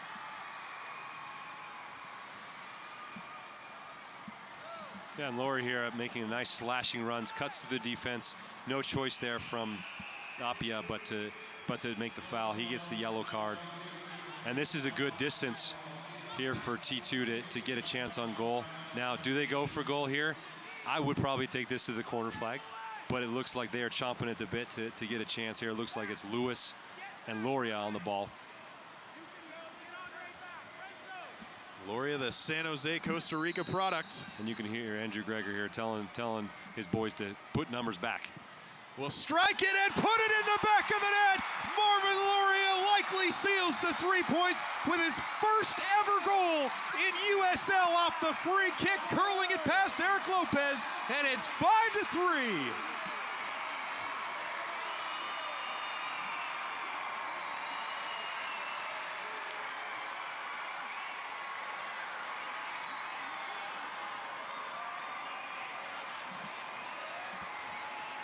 Well, so much for taking this one to the corner flag. Marvin Loria just bangs this near post to Lopez's near side.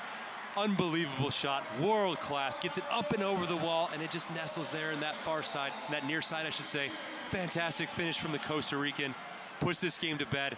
5-3 for T2. They should get the 3 points now. And you have to say, what a response by T2 to give up the lead, sit at 3-3 after 68 minutes, and then come out and control, really, the course of the last 22 minutes when everything was going against them. And things aren't over yet, but it certainly looks like they'll walk away with a win here this afternoon. Well, they certainly like to live dangerously, this T2 team, and they have to give them credit. They go to 3-3, and they didn't look good. They looked psychologically like they were out of the game, weren't connecting passes or creating chances, and then bam, they get themselves back into the game with an Eric Williamson goal, Arboleda the creator, and then bam, Marvin Loria with the finishing touch there. Lots of quality today from T2. Very impressive performance offensively. Augustine Williams brings it down to the corner flag and then knocks it out for a Los Dos throw. A minute, 15 seconds left at the discretion of Mike Hohenholz. Zambrano plays back for Jadama.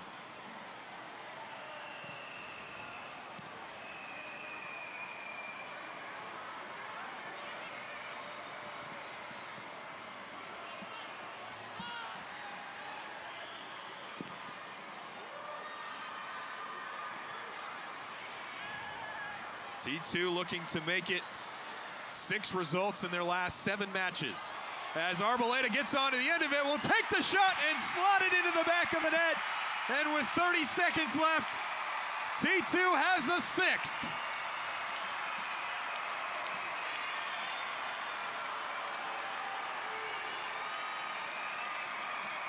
Well, I'm not sure that anybody is aware of the pace of Victor Arboleda, because this is the 2nd time he has picked the pocket of a defender, and he just goes in alone. Quality finish. Looks like it's the 5-hole on Lopez. Bam, bam, bam, bam, bam, he's saying. That's 6-3. That's game. Those are the 3 points.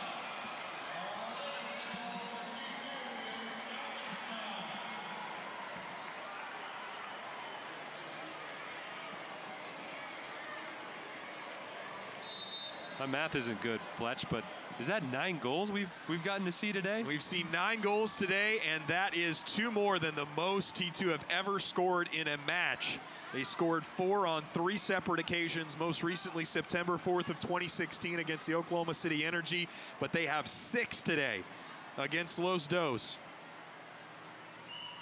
4 goals and a half ties the record for the most they've scored in a half. Did that August 6th of 2016 at Los Dos. And they're looking for more. Williamson in for Augie.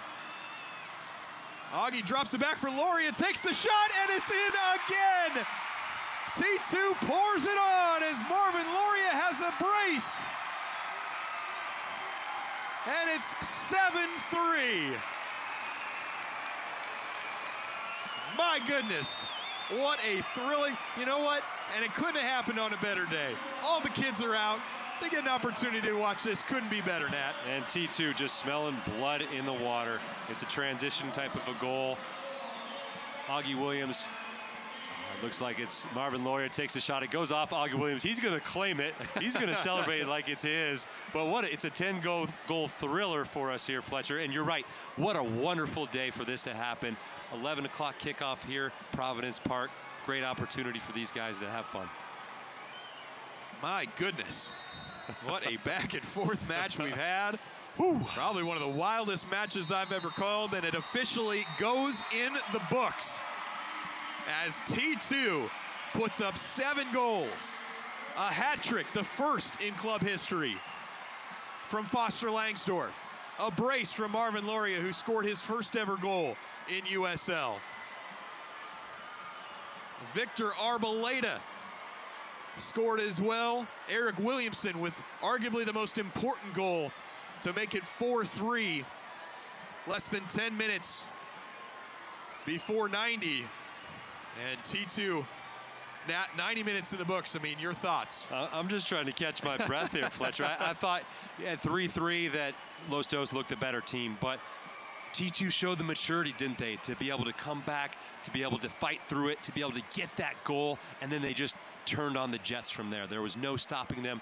3 more unanswered goals, 7-3 the final scoreline. T2 showing a lot of maturity and mental toughness in this one. And it's exactly what Cam Knowles told us before the season and before the first home match. Development through success. And this team is experiencing that success now, 6-3-2 on the season on 20 points. Let's go ahead and take a look back at the highlights. We might be here till about 10 o'clock tonight, but we'll start off in the first half.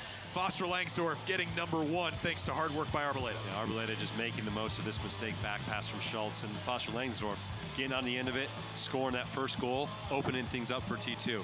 18 minutes later, it was Foster Langsdorff once again finding the back of the net on some marvelous buildup. And this is my favorite goal of the day. Look at the buildup. It goes from side to side, front to back, and Jimmy Mulligan gets on the cross here. It's a mistake from Angola, and Foster Langsdorff, what a touch. Puts it on his left foot, and scores. We move to the second half. Efrain Alvarez came in, made an impact right away. Yeah, and it's a mistake here from T2 not being able to get close to him. It's Williamson who should be standing on the left foot of Alvarez, and he scores a great goal. 57th minute, it was Langsdorff who earned a penalty kick, and he slotted it in the back of the net. Yeah, fantastic finish there from Langsdorff, well-deserved on the penalty. And just a couple minutes later, it was Aguilar who put it in the back of the net for Los Dos, pulling it back once again. Yeah, and Aguilar, you see here, just getting the ball here, puts it on his left foot here. So difficult to defend. Mangles doesn't see it till late. Great goal. We move to the 68th minute, and it was the equalizer on a blast from Alvarez. Alvarez doing everything right with his technique. Ball falls perfectly for him, buries it in the bottom left-hand corner of the net. We move to the 83rd minute, and it was Langsdorff and Arboleda working together, and eventually Williamson getting on the end of it. And Arboleda just so quick, so pacey, getting on the end of that one, and then Williamson is there for the finishing touch. He gets the game winner. We move to the 91st minute. Marvin Loria with the curler off the free kick, his first goal in USL. The Costa Rican really showing off the technique there and getting his first goal. Great finish there on the set piece. And then continued build-up in T2 from T2 in stoppage time once again. Ends up in a goal for Loria that's, Arboleda scores here. My apologies, Arboleda got on the scorer's sheet. And now it's Marvin Loria, thanks to some work from Augie and a kind deflection as well, to make it 6. Certainly, and Loria is going to be happy with his performance today. Did a great job. I don't know if that's his goal. I don't know if it's Williams' goal, but they've got 7 goals on the day combined for a team, and that's fantastic work offensively. My goodness, what an afternoon here at Providence Health and Services Day at Providence Park as T2 emerged victorious 7-3 over Los Dos. Next home match, it's a friendly against FC St. Pauli Tuesday, May 22nd at 7:30. We'll look forward to seeing you back here out at the park for what should be another outstanding afternoon and, in that sense, evening of soccer. As you look at the Hawthorne Bridge, we will wrap things up as the sun pops out from behind the clouds and a marvelous 7-3 victory for Portland Timbers 2 over LA Galaxy 2, 7-3 for our entire broadcast team, as well as my broadcast partner, Nat Borchers. I'm Fletcher Johnson. Trust you enjoyed the result. Have a great weekend.